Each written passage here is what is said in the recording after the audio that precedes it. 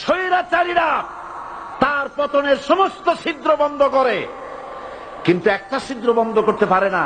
মনের ভুলে সে ছিদ্রটা থেকেই যায়, যেই ছিদ্র দিয়ে আসলে তার পতনটা হবে।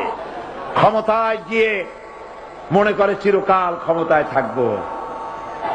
ক্ষমতায় যারা থাকে, ক্ষমতার মোহে চতুর্দিকে অন্ধকার দেখে, মনে করে আমার পতন আর হবে না।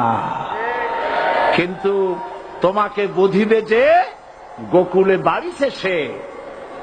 গাড়ির চাকা সব সময় উপরে থাকে না। গাড়ির চাকা সব সময় উপরে থাকলে গাড়ি তো চলবেই না। গাড়ির চাকা ঘোরে বলেই তো গাড়ি চলে।